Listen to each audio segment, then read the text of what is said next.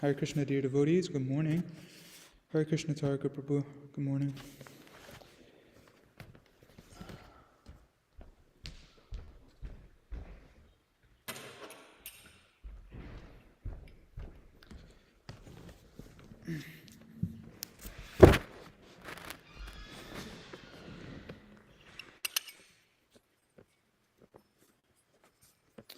Jaya Radha Madhava Kunja Vihari Radha Madhava Kunja Vihari Gopi Janavalabha Giri Varadari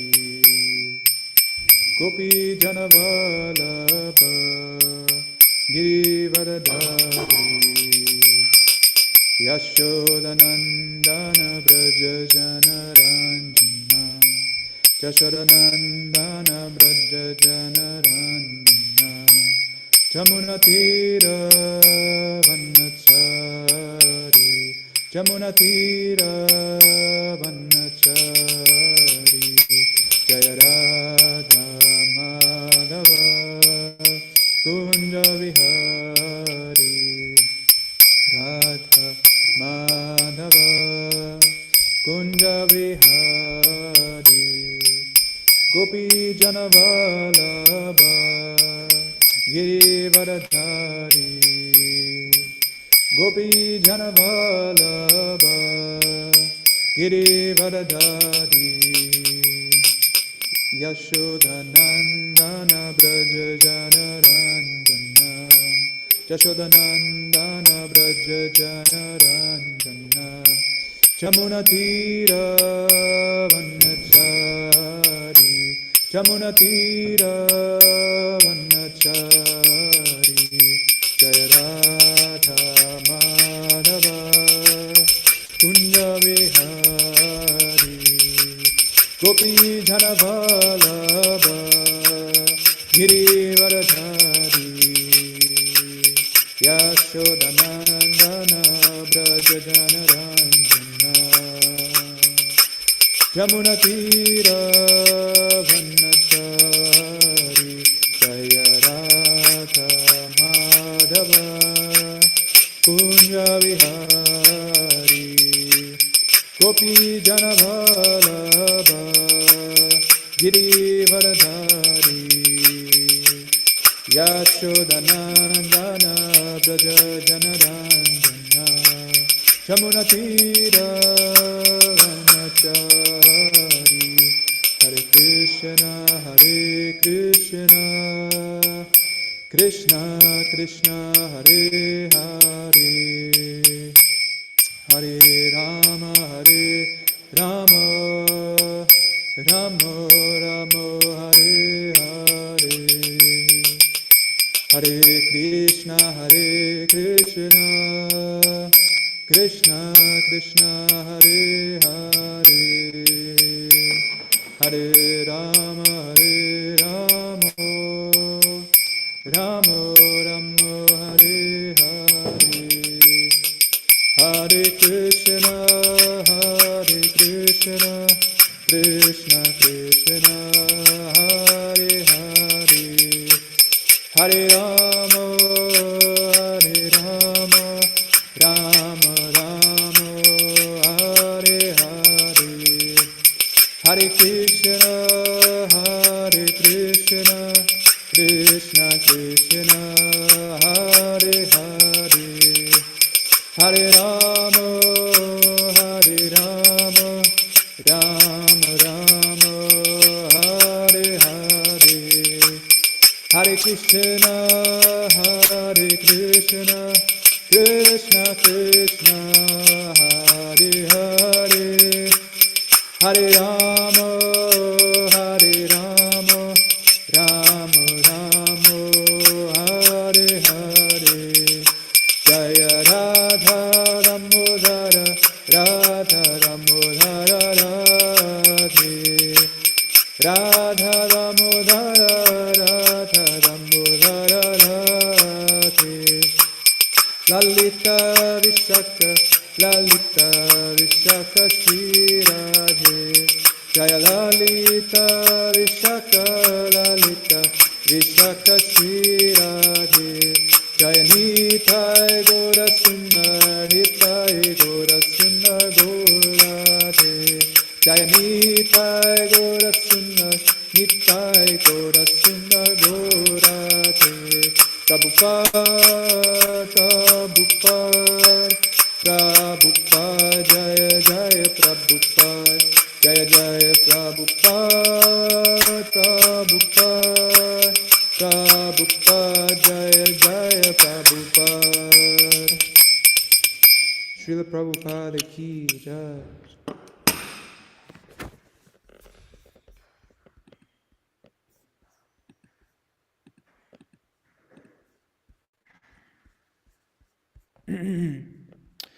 Om Namo Bhagavate Vasudevaya. Om Namo Bhagavate Vasudevaya. Om Namo Bhagavate Vasudevaya. Hare Krishna, dear devotees. Today we are reading from the Srimad Bhagavatam, 5th Canto, The Creative Impetus, Chapter 3, Texts 16 and 17. So I'll read 16 first. Shri Shuka Uvacha Iti Nigadena Bishtu Yamano Bhagavan Animir Sharshabo Varshadara Bivandita Charana Sadayam Idam Aha. Translation. Sri Shukadev Goswami said, the priests who were even worshipped by King Nabi, the emperor of Bharatavarsha, offered prayers in prose, generally they were in poetry, and bowed down at the Lord's lotus feet. The Lord of Lords, the ruler of the demigods, was very pleased with them, and he began to speak as follows. Text 17, this is Krishna's response.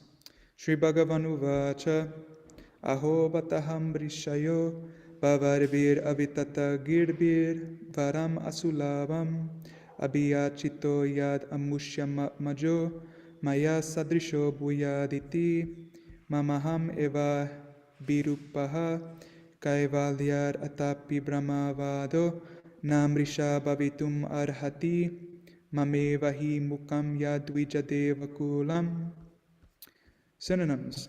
Sri Bhagavan Uvacha, the Supreme Personality of Godhead said, Aho, alas, Bata, certainly I am pleased, Aham, I, Rishayaha, O great sages, Bhavarbhihi, by you, Avitattagirbihi, whose words are all true, Varam, for a benediction, Asulabam, very difficult to achieve, Abhiyachittaha, have been requested, yat, that, Amushya, of King Nabi, Atmaja, a son, Maya Sadrishaha, like me, Bhuyat, there may be, Iti, thus, Mama, my, Aham, I, Eva, only, Abhirupaha, equal, Kaivalyat, because of being without a second, Atapi, nevertheless,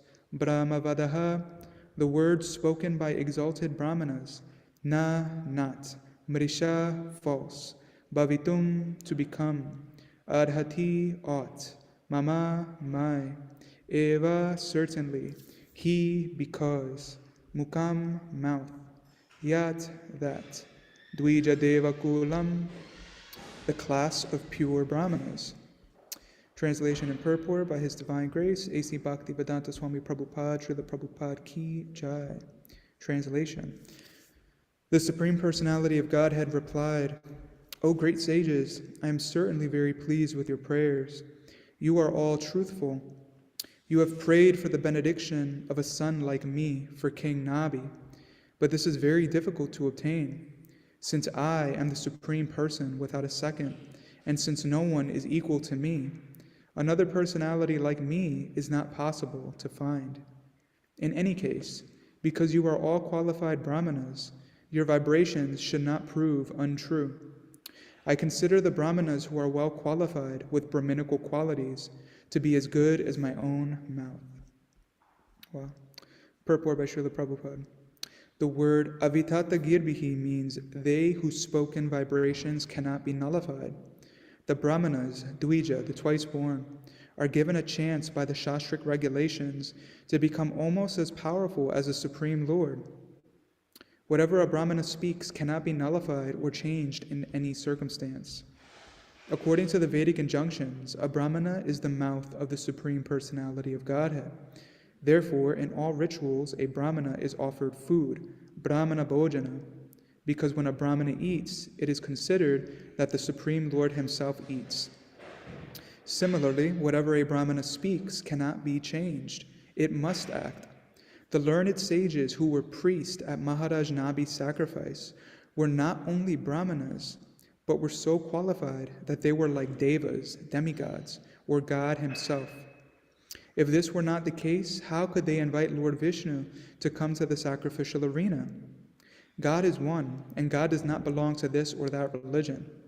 In Kali Yuga, different religious sects consider their God to be different from the God of others. But that is not possible.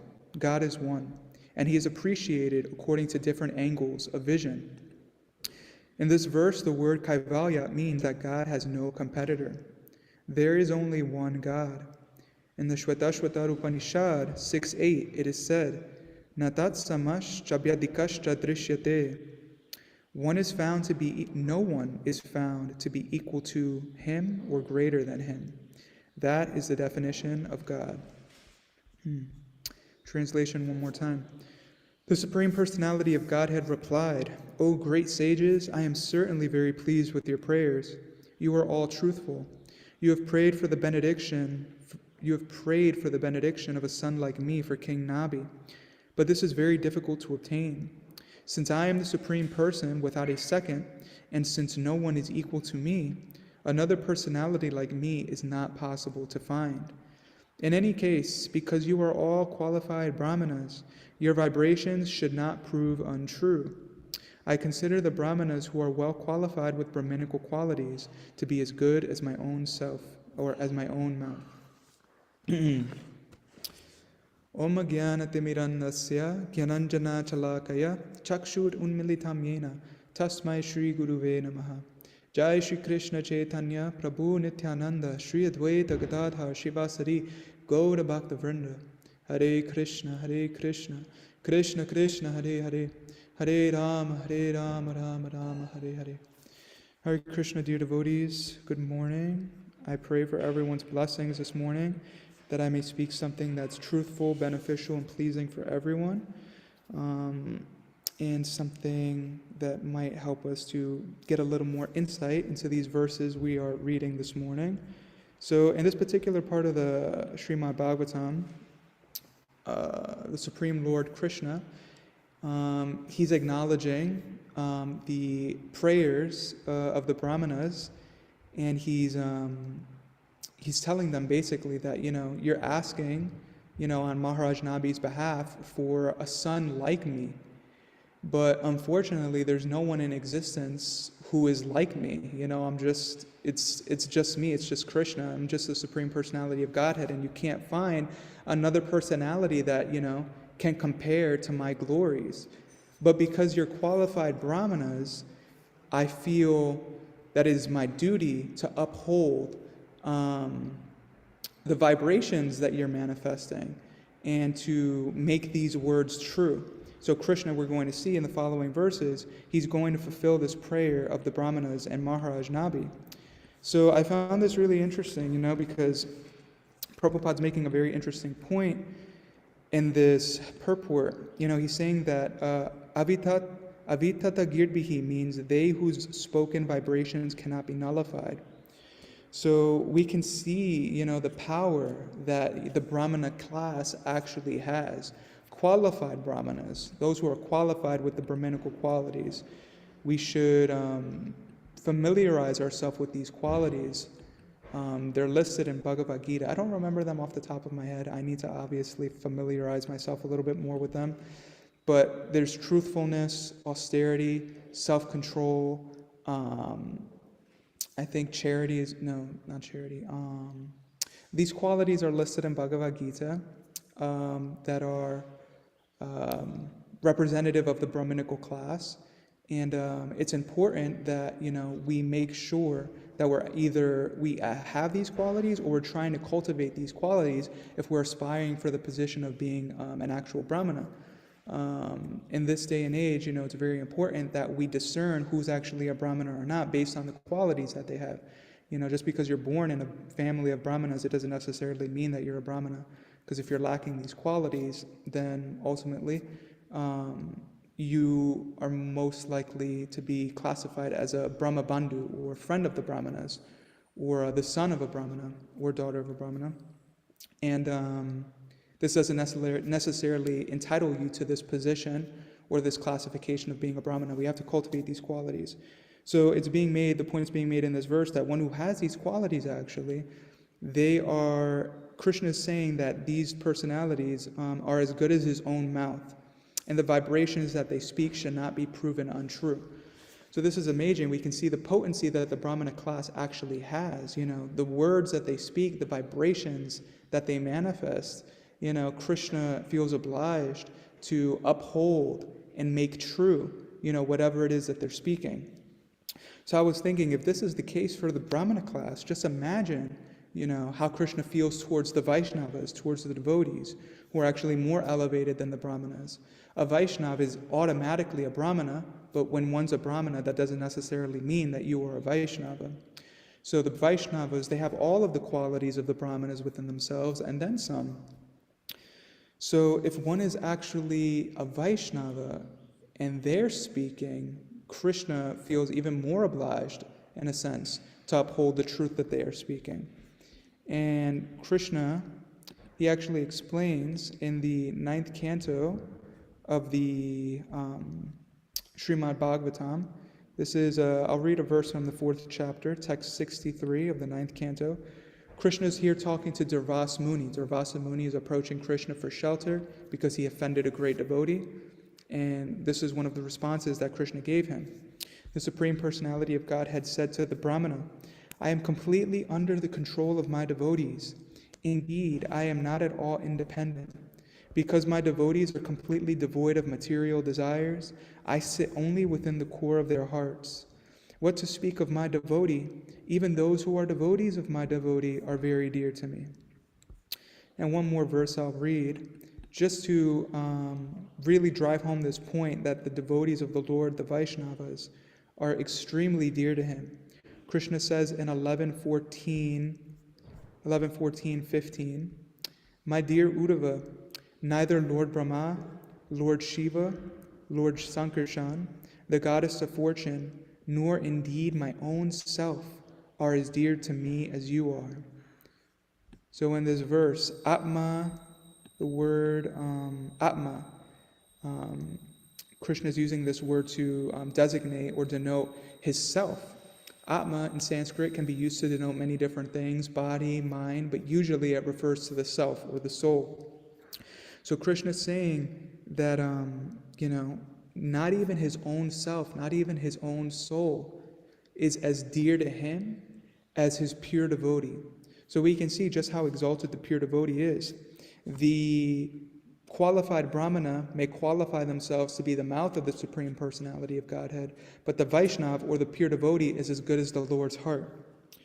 So if we thoroughly understand this, we can see that Krishna will make sure that the words that are spoken by his devotees are upheld. And this is something that we should try to keep in mind when thinking about, following the instructions of Srila Prabhupada. Prabhupada was a pure devotee of the Lord, and he came to this world in order to propagate Krishna consciousness and help bring us all a little bit closer to Krishna. And he gave us a very, very simple process. He said, chant 16 rounds of the Hare Krishna Mahamantra every day, sincerely and with attention, and follow these 4 regulative principles, and you are assured to go back to Godhead. Now, if we think about this, it's interesting because in Shastra, this particular rule and regulation, or this process, isn't delineated.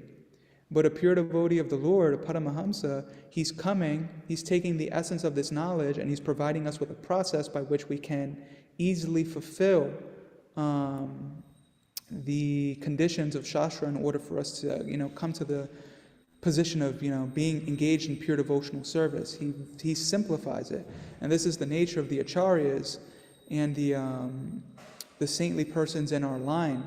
They have this ability to take these complex philosophical teachings and understandings and present them in such a way, according to time, place, and circumstance, that everyone can take advantage of them.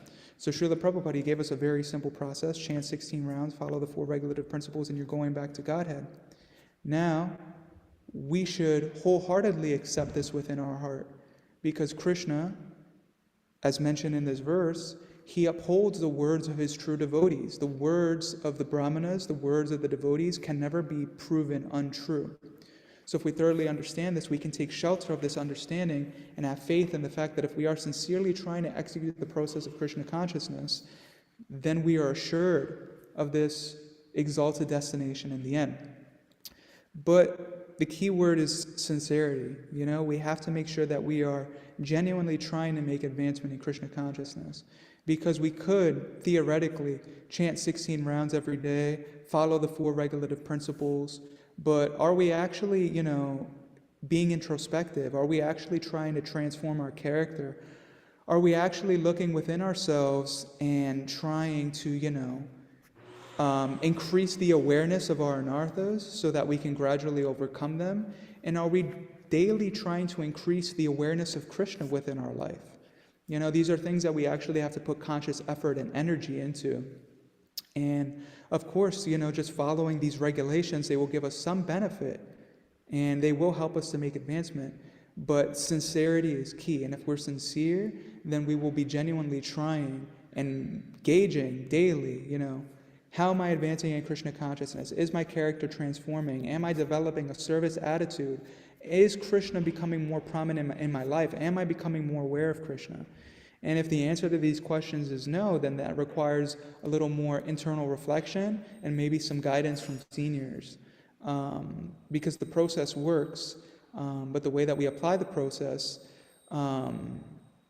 is, important too. That might vary from person to person, and we can get, some direction from those who are more advanced in this process of Krishna consciousness. So that's why, Krishna consciousness is like a really, a guidance culture.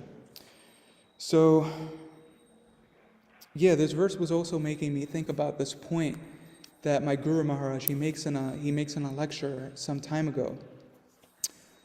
My Guru Maharaj, he once said that, our advancement in Krishna consciousness isn't really so much dependent on what we do individually in our practice. He says the advancement of our Krishna consciousness more so depends actually on how other people feel about us. And this is such a profound point, and I think about it often because it's somewhat inconceivable, but at the same time it makes perfect sense. So we need to understand that, our sadhana, the service that we're doing, how many rounds we're chanting daily, these aren't the things that Krishna is so much interested in, These aren't the things that aren't going to qualify us for obtaining pure devotional service. Ultimately, what's going to qualify us for pure devotional service is if Krishna is pleased with us. And Krishna will be pleased with us if his devotees are pleased with us. Remember, Krishna is in the heart of his devotee, and the devotee is in the heart of the Lord. So if the devotees, if they're glancing favorably upon us, then that will make Krishna feel more inclined to bestow his mercy upon us. So if this is the, reality of the situation, then I feel it's very important for us to try to be more aware of what are we doing day to day in our life that's allowing us to carve a space in the heart of the devotees, ultimately. Our sadhana is important, our chanting, our rounds is important, our reading is important, but these things are ultimately meant to help us break out of this selfish mentality and develop a service attitude so that we have this eagerness, this enthusiasm to render service to the devotees. And when we render service to the devotees, This makes the devotees, more favorably inclined towards us. Ultimately, we should try to understand that devotional service means love. Service is an expression of love. Love is a verb, love is an action. And we express that love through service. This is the constitutional position of the Jiva. So ultimately, bhakti is about love. And if we want, Krishna's love, then what better way to get it than by loving his devotees? There's a saying, I don't know exactly how it goes, but like, if you love my dog, then I love you. Something along those lines. Like, if you get along with my dog, then automatically we're going to be friends, So if we get along with the devotees, if we love the devotees who are so near and dear to Krishna, then Krishna is going to be extremely pleased with us. And what's the easiest way to express our love to the devotees than by rendering service to them? Srila Rupa Goswami in his Bhakti Rasamrita, in his Nectar of Instruction, Upadeshamrita, he delineates a 6-step process by which we can actually and effectively express love to the devotees. What are these? They are sharing prasadam with the devotees and accepting prasadam from the devotees. Giving gifts to the Vaishnavas and accepting gifts to the Vaishnavas. And then revealing one's mind in confidence and hearing in confidence from other devotees. So we should take note of this and see how we are trying to engage in these exchanges of love with the devotees on a daily basis. Because this is extremely important. This is the foundation upon which our spiritual life can actually grow, can actually flourish. Because when we exchange in this way with the devotees, when we serve the devotees, when we love the devotees, the devotees, they think about us more often. And they become our well-wishers more and more, increasingly more and more. And if we're constantly in the mind of the Vaishnavas, if we're constantly in the heart of the Vaishnavas, if the pure devotees are thinking about us, genuinely, feeling, genuinely like being our well-wishers, and praying for us, this will certainly please Krishna, and Krishna will definitely take more note or pay more attention to our attempts of connecting with him, to our attempts of loving him. So the power of intercessory prayer, I've experienced personally in my life, is profound. And simply by other devotees praying and wishing for your well-being and your advancement in Krishna consciousness, it helps immensely. And we can put ourselves in a position to get this mercy from the Vaishnavas by rendering devotional service to them, by sincerely and humbly trying to render service to the devotees. And it's very important that we cultivate this service attitude. A point I wanted to mention, Krishna, he says, it's not, Prabhupada quotes it, I believe, in a verse in the Srimad Bhagavatam, but Krishna says, those who claim that they are my devotees are not actually my devotees, but those who claim to be devotees of my devotees, those are actually my devotees.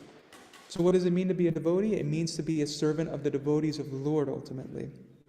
And by rendering this service to the devotees, by trying to love the devotees, in this way we will be able to come closer to Krishna's love and become more aware of that in our life. And there are some verses that I want to share with you guys that kind of exemplify this point a little bit more. Krishna says in the 18th chapter of the Bhagavad Gita, text 68 and 69, Krishna says, "For one who explains the supreme secret to the devotees, pure devotional service is guaranteed, and at the end he will come back to me. There is no servant in this world more dear to me than he, nor will there ever be one more dear to me." So Krishna is saying that one who renders service to the Vaishnavas, particularly in this way, by explaining the secret of devotional service to them, but we can take this to mean, ultimately service also, because if you think about it, by rendering service to the Vaishnavas and having loving exchanges with the Vaishnavas, we are exemplifying and we are living this process of devotional service. And in this way, we can also teach others. But ultimately, by serving the devotees, we become a servant of the Lord, and we become extremely dear to Krishna. And then Krishna basically reiterates this in the 11th canto again. He's in 11:29-26. Krishna says, "One who liberally disseminates this knowledge among my devotees is the bestower of the absolute truth, and to him I give my very own self." So look at that. Krishna gives himself to that devotee who makes it a point to render loving devotional service to the Vaishnavas. Hare Krishna Prabhu, welcome. So I was thinking about this point that I heard recently in a lecture by Swayam Bhagavan Keshava Maharaj. He was quoting his spiritual master, and he makes the point that Kadambakanana Maharaj once told him, in this life of Krishna consciousness, you always have to, you need to be prepared to always give more than you're going to receive. This is the nature of spiritual life. In spiritual life, we will always give more than we're going to get back in return. And he said to Keshava Maharaj that if you embrace this and if you accept this, you'll be able to live a long and happy life in Krishna consciousness, and at the end, you will get the mercy that you were seeking. So this is such a profound point, It's like we spend our lives, in this mindset of profit calculation. I still have this tendency. It's like, okay, if I'm going to do a certain thing, I need to make sure that the return on investment is either equal to or greater than the amount of effort that I'm putting in. And if it's not, then it's not worth my time or energy. But Krishna consciousness, spiritual life, flips this thinking on its head. It's like, no, you should always be willing to give more. You should always be willing to put out more than you are going to receive, because that's just the nature of how it is. And the sooner that we accept that, the sooner we can be, more peaceful in our progression of bhakti. So it's very important that we try to give up this profit calculation mindset, and we just humbly embrace this truth that in spiritual life, we are always going to give more than what we're going to get in return. And selfless service is key. This theme has been coming up a lot for me in my Krishna consciousness. Selfless service, being a selfless servant. And a friend of mine, they actually shared a lecture. It wasn't a lecture. It was just like a small video with me recently. And it was of a person who, I believe he works in the Air Force. And he had this experience where he was traveling to this particular air base in order to was to do something, like to do an interview with someone. And then when he got to the air base came under attack by missiles from the opposing party. And because of this, he was only supposed to be in that particular air base for a day, but because of this, all flights were canceled, and they weren't sure when flights were going to be out again. So this guy, he automatically got overcome with severe anxiety. He was like, I told my family I'd be home in 3 days. Now I have no idea when I'm getting home. There's no access to communication out here. I can't even reach out to my family if I want to. This base is under attack. I could die at any moment. And what was really hitting him in his heart was the fact that he felt like he was in a position where he hadn't figured out the purpose of his life, and he was in a position now where his life could come to end at any moment. And this was, causing him a lot of fear, because he was thinking I don't know what the purpose of my life is. I'm not ready to die yet, but I could die at any moment. So he was struggling with this for some time. And then ultimately, he was pacing back and forth in his room. He was lying in his bed for hours, just in so much anxiety. But then he realized, this isn't helping me and this isn't helping anyone. I need to go out there and I need to do something. I need to get my mind off of this situation.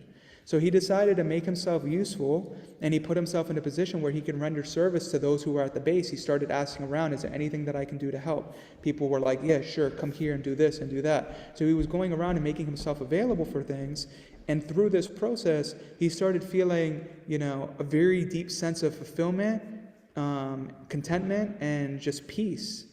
He was very much absorbed in the service that he was doing, and he was really surprised with how peaceful he had become. And through this process, he came to the realization that this is actually the purpose of my life. The purpose of my life is actually to render service to those who are serving others. He had another experience, actually, that, solidified this realization for him. He was serving in the trauma ward, and he saw these doctors were operating on different patients who had just, come back from the battlefield and, received like a really intense injury. And one of the doctors was operating on someone who, had stepped on an IED. His chest was like full of shrapnel, and so was his face. And the doctors were trying to remove the shrapnel. And it was interesting because the doctor made a point to this guy that, these persons or the doctors there every day, through the experiences that they're having, they're learning something new about trauma treatment, trauma recovery. And they take that knowledge that they're receiving and they share it immediately with civilian hospitals so that they can use these same techniques and so that they can use these same procedures in order to help people who are experiencing trauma. So the guy also realized that even in that position, when you're in a position of, recovering from an injury, you're still rendering service to others. So he asked the doctor, one of the doctors there who were serving in the trauma ward, because these doctors, they typically work in civilian hospitals, but they volunteer time to serve at the military also. So, this guy, he asked the doctor, he was like, "Hey, doc, so can you tell me, how does it compare, the service that you do here versus the service that you do back at home?" And the doctor responded in a very interesting way. He said, back at home, 90% of people who come into the ER are idiots. He said these people are either intoxicated when they get their injury, or they're doing something that they know they shouldn't have been doing, but they did it anyway. So he said, the feeling that I have while working back at home will never compare to the feeling that I get serving here in this situation. So this just solidified the realization that this person had, that the purpose of life is to render service to those who are serving others. And in this way, we can experience real fulfillment, real satisfaction. So, if we try to live in this way, rendering service to those who are serving others, we try to cultivate this service attitude, and we try to love the devotees, through loving exchanges, through devotional service. In this way, we can become pleased with the Supreme Lord can become pleased with us. And if the devotees become our well-wishers, if the devotees start praying for us, if the devotees start seeking to, give us their blessings and give us their mercy, from today's verse we can understand that Krishna feels obliged to uphold these words that are being vibrated by the devotees, and he seeks to make them true. We could see examples of this in Shastra also with the devotees. There's the one example of the Hiranyakashipu pastime. Lord Brahma, he gave Hiranyakashipu all of these benedictions to make him immensely powerful. And the Supreme Lord had to come down in a particular way in order to kill Hiranyakashipu while keeping these benedictions intact. So, Krishna told Lord Brahma, you can't keep giving benedictions like this to people, because then I have to uphold them. And then I have to, basically, do certain things in order to make sure that, I'm not breaking your word, or that your word remains true. So we can see from this pastime, Krishna is very meticulous to make sure that the words of his devotees stay truthful. Another example is, in Bhagavad Gita, or in the Mahabharata, Krishna himself made a promise that he wasn't going to fight, he wasn't going to engage himself in the battlefield. But Bhishma Dev also made a promise. Bhishma Dev said, I am going to force you to fight in order for you to defend your devotee. And Bhishma Dev fought so valiantly, so intensely, that Arjuna was put in a position of being defeated, and Krishna was forced to act. Krishna broke his own promise in order to satisfy the promise of his pure devotee, Bhishma Dev. Now there are examples in Shastra, like this one that we can see, of Krishna breaking his own promise. So sometimes it might feel like, can we really trust what Krishna is saying? But Krishna makes the point in Bhagavad Gita also. He tells Arjuna, he says, Arjuna, declare it boldly that my devotee never perishes. Krishna's like, I know that sometimes, people think that I don't keep true to my word. but I always uphold the words of my devotees. This is why I want you to proclaim this. I want you to say that, the devotee never perishes. And this way people can have the utmost faith in this. So, yeah, it's a very wonderful point. And, there's a lot of mercy in the words of the devotees. So let us try our best to please the devotees and, get their mercy. And I guess the last point that I'll talk about from today's verse was how, Prabhupada makes this point at the end of the purport. He says that a lot of people, they have the tendency to think that, the gods of different religious sects differ from one another. My God is different from your God. But Prabhupada's making the point that God is one, and he is to be appreciated from different angles of vision, or he can be appreciated from different angles of vision. But ultimately, God is one. He has no competitor. No one is found to be equal to or greater than him. So it's amazing that bhakti can be this unifying principle of all religious paths, of all religious faiths. Prabhupada used to make the point during his preaching that it doesn't matter who you worship. You can worship Yahweh, you can worship Allah, you can worship Jehovah. Simply chant the names of your God with faith and devotion, and simply try to follow the principles of your scripture, of your religion. And in this way, you can also achieve the ultimate result. You can achieve love of God. You can achieve, devotional service to God. Now, they may not achieve devotional service to Krishna due to lacking that knowledge of Krishna, but they can still achieve, love for the particular Lord that they worship. They can still receive the opportunity to render service and come closer to that aspect of the divine. So it's amazing, in the Gita Mahatmya, which is quoted in the introduction to the Bhagavad Gita, Prabhupada recites a couple verses that, help us to see, the glories of, this knowledge and how it can, help everyone come closer to the Supreme Personality of Godhead. He quotes one particular verse. Let me see if I can find it.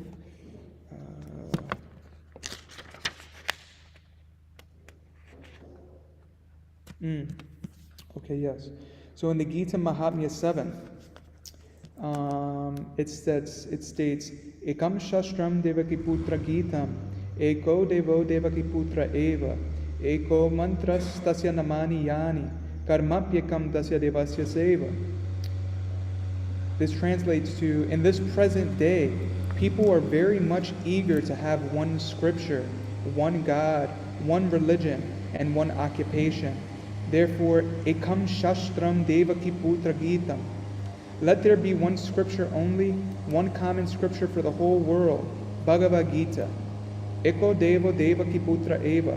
Let there be one God for the whole world, Sri Krishna. Eko Mantras Tasya Namani. And one hymn, one mantra, one prayer, the chanting of his name. Hare Krishna, Krishna Krishna, Hare Hare, Hare Rama, Rama Rama, Hare Hare. Karmapyakam tasya devasya seva. And let there be one work only, the service of the Supreme Personality of Godhead. So I really appreciate this point. It's pointing more specifically to, the Vedic scriptures and the Vedic culture, but this principle, this understanding can be applied to all religious faiths. The one work that can unify, all persons or, all personalities or, all living entities in this world, in this universe, that one work that, can bring us to a place of unity is the devotional service of Krishna. Right now there's so much disharmony, so much disunity in the world because everyone has their own agenda, everyone has their own goal that they're trying to fulfill. But, if we could unify in this aim to render service to God, in this way we can actually experience real unity, real peace, real love. And, that unity is a very, tangible and visceral experience from my own experience, I guess I can say, chanting kirtan with the devotees. I've had so many experiences where, especially on festival days, where you're just chanting Hare Krishna with the devotees. And sometimes you're in a temple room full of people that you've never met before, you've never seen, and you maybe never will see again. But being in those situations of chanting the holy names together, it feels like you're all just one big family.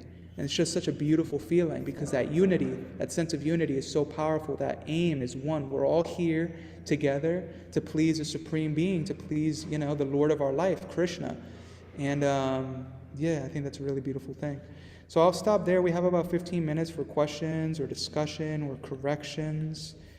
In the words of His Grace, Vaisheshika Prabhu, I live to be corrected. I haven't fully embodied that yet, but I hope to one day. So please help me start if you have any corrections. I am eager and grateful to hear them. Haribol.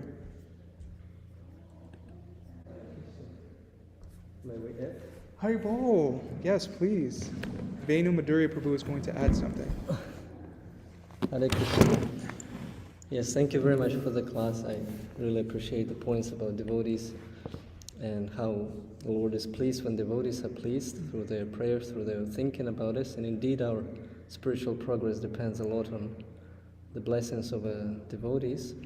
But the only point I just wanted to make is when you spoke about sadhana, that it doesn't matter how many rounds we chant, or like those points that seemingly that they're less crucial than just pleasing devotees through the Dati Partikrishna, loving exchanges and so forth.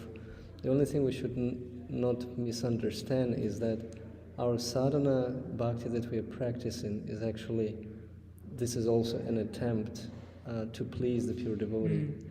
So when actually, if we think, and that's where the misunderstanding could be, if we think that I'm just practicing or I'm just showing my austerity by, say, coming daily for Mangalartis and chanting 25 rounds, whatever that is, may be, then yes, that may be something that the Lord will not take in account when considering our devotional progress or whatever. But actually, if we do it as a service to the pure devotee, and Srila Prabhupada asks us to chant 16 rounds, to attend the morning program, and if we do it as a service to that pure devotee, Srila Prabhupada, to please him, then it becomes a completely different dynamic.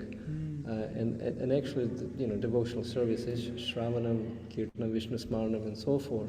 So actually, that's why the 16 rounds and not 15, not 14, not 12. That's when it becomes the point where Srila Prabhupada is also pleased with us. So that's just that dynamic. I just wanted to clarify that it goes simultaneously. All that you said is fully correct with all the verses you cited. It's just the sadhana bhakti is actually also service to the pure devotee and actually trying to please him by performing all of that. Yeah, and if we keep that in mind when we're doing this, then it actually becomes very pleasing. You do grow. Hare Krishna. Jai. Hare Krishna, thank you so much, Venu. Yeah, that's something to keep in mind. Treating our sadhana as service to the devotees. That's a very wonderful, actually, way of thinking about it. I don't really think about it that way so much. I tend to think about it as just like, this is what I have to do to make advancement in Krishna consciousness. But if we treated it like a service, we might, maybe take to it with more enthusiasm, with more attention, with more love. So thank you very much, Venu Madhurya, for that clarification. And I see that Kaylee has her hand raised. Sorry, Krishna, Kaylee. Hare Krishna, Jiva, and rest of the devotees. Just wanted to say thank you so much. It was a really beautiful class. There were so many amazing points, I especially like this. And I'm glad also Venu brought up this idea of kind of seeing sadhana in this way also. And I like that you were emphasizing that, we should take the instructions of the pure devotee, but also make sure that that sincerity is there. I think that was the key point, and I was really happy to hear that was kind of a focus, because we can get lost in, just going through mundane, at least myself. So it's nice to hear that emphasis. So you said some things I had never heard before, like this one, that one who says that he is the devotee of my devotee. And yes, we can see this is very sweet, but on a more esoteric kind of level, like those who are maybe worshiping Shiva, or like Hanuman, for example, was worshiping Lord Ram, or some people were Hanuman Bhaktas before they came here. And so could this also be seen as something like that? If that knowledge that this incarnation is empowered by Krishna, is that like, what would that be like?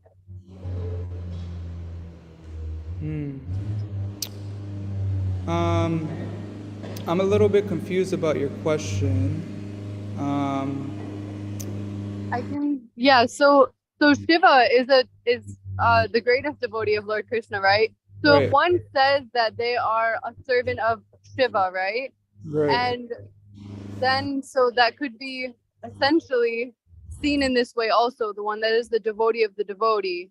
But I mean, oftentimes we see that Shaivites, these people don't necessarily have that understanding that they might see Shiva as God. But if one has the awareness that Shiva is empowered by God and they're trying to serve Shiva, I mean, that's just kind of a random, and just curious, like if that would apply to that also. Yeah, I mean, please, there are devotees in our assembly who are much more learned than I am, and they can probably answer this question much better. But according to my understanding, I'll present that, and then I'll leave it open for devotees to please chime in. But yeah, Prabhupada makes the point in his books that demigod worship isn't so much a bad thing if you're worshiping with the intention of pleasing Krishna. We could see this example in the pastime of Rajalila with the gopis. The gopis, they worshipped goddess Katyayani in order to receive Krishna as their husband. So if we're rendering service to these demigods or these empowered servants of God for the purpose of giving pleasure to God, then that's wonderful, actually. That's what Krishna actually appreciates. He appreciates the service to his devotee more than direct service to him. So yeah, if you're rendering service to these personalities like Hanuman, Lord Shiva, you're definitely pleasing the Supreme Personality of Godhead. But what do we want actually? Our desire is important too. So are we worshiping these personalities in order to get the mercy of Krishna? Or are we worshiping these personalities because we're under the conception that they are the supreme and we solely want their mercy? Either way, we'll get the mercy of those personalities, but if we genuinely want, the mercy of Krishna, then that should be in our consciousness also. I'm worshiping these personalities, I'm serving these personalities to please Krishna. Does that make sense? Yes, and yeah, thank you. It's really helpful because also, like when preaching, especially in New York, we would meet a lot of Indians that are really attached to this demigod worship. And so, I was always trying to encourage, this is not a bad thing. Just make sure that this understanding that these are all like devotees and servants of Krishna. So if we just encourage people, because trying to discourage people from a path of demigod worship is not very beneficial. They just tune out, when we don't, when we just tell someone that they're wrong, it doesn't really work. So I noticed that just encouraging, like, hey, this is fine. It's actually in the mode of goodness, but just take the knowledge like a little bit further and understand where these devotees are getting their power from, and try to understand like why we're going to worship. So that was mainly like the clarification I was like wanting, because yeah, it seemed to work a lot better with Indian bodies who were attached to this demigod worship, but to not tell them directly that they're wrong for worshiping Shiva or whoever, and just encourage them to go further and try to understand a little bit deeper. So yeah, that was the point. Thank you. Really appreciate it. Jai, thank you. All right, so there's some comments in the chat I'll read through.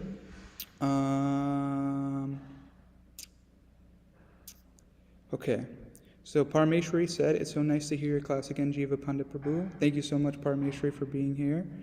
Taraka Prabhu said, love me, love my dog. Yes. He's also, there's a verse from the CC that Taraka Prabhu posted. Sri Chaitanya Mahaprabhu requested Ramananda Roy to retire from his government post and come to Sri Purushottam Chaitra, Jagannath Puri, to live with him. When this proposal was submitted to King Prataparudra, he immediately accepted it and also encouraged Ramananda Roy by allowing him a full pension. This was very much appreciated by the Lord, and this confirms the fact that the Lord is more pleased when one serves the servant of the Lord.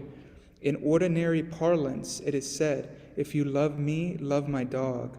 To approach the Supreme Personality of Godhead, one has to go through his confidential servant. This is the method. Sri Chaitanya Mahaprabhu clearly says, because the king loves you, Ramananda Roy, he is very fortunate. Krishna will certainly accept him due to his love for you. Wow, so succinctly put. Thank you so much, Taraka Prabhu. There's another from the Nectar of Devotion. In the Adi Purana, there is the following statement by Lord Krishna himself, addressed to Arjuna. My dear Partha, one who claims to be my devotee is not so. Only a person who claims to be the devotee of my devotee is actually my devotee.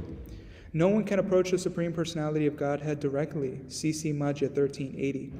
One must approach him through his pure devotees. Therefore, in the system of Vaishnava activities, the first duty is to accept a devotee as spiritual master, and then to render service unto him. Nectar of Devotion, rendering service to the devotees. Parameshwari says, also, what is the purpose of their worship as well? Do they want to go back to Godhead, or do they want material benefits? Many people worship demigods because they want material benefits in this lifetime or the next. Exactly. Thank you so much for that addition, Parameshwari Prabhu.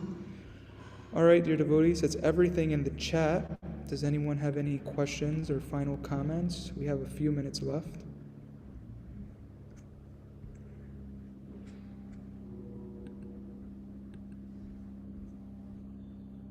Hi. Haribol. Hare Krishna. Hare Krishna. Yeah, Hare Krishna Prabhu. I'd like to thank you for another nice class. It's only a few moments left here. I thought I would offer just one point of clarification that give the example about serving individuals who are serving other individuals. And while it's true that people may find some sense of purpose and some satisfaction in serving others in general and serving others who are serving others generally. Of course, our Vaishnava principle is that we want to serve those who are serving Krishna in particular. That is particularly beneficial. Otherwise, we are exercising our innate capacity to serve. So there is some satisfaction in that, but our service capacity is not fully satisfied until it finds its repose in devotional service to Krishna or Krishna's pure devotee. Srila Prabhupada in his lectures and writings stresses that serving the devotees means serving Krishna's pure devotees in particular. Serving any devotee is nice and beneficial.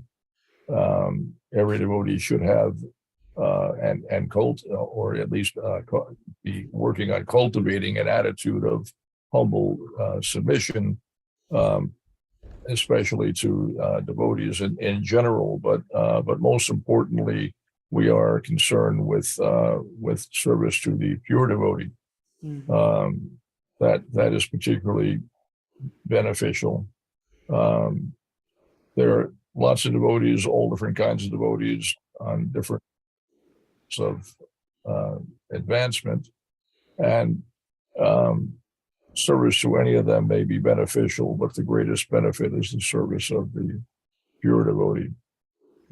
That has been stressed many by Srila Prabhupada. So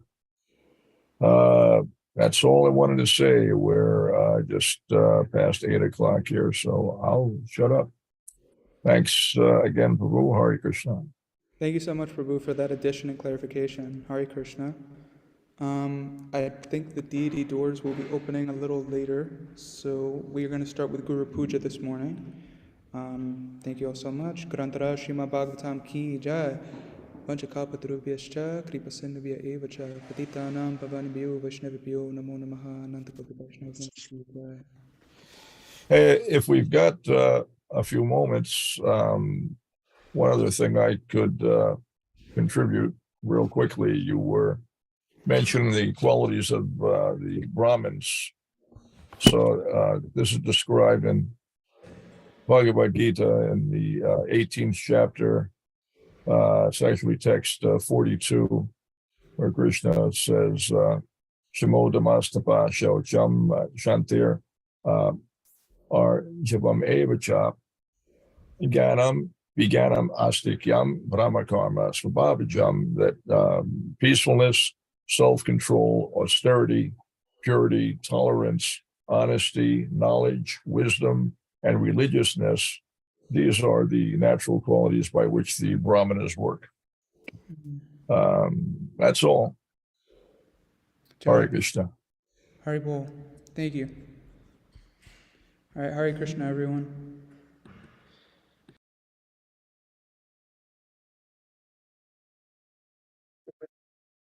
Audio on him? It is? Okay. Jai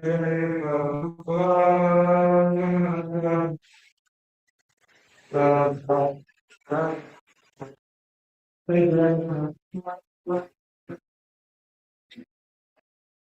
Jai Jai Prabhupada.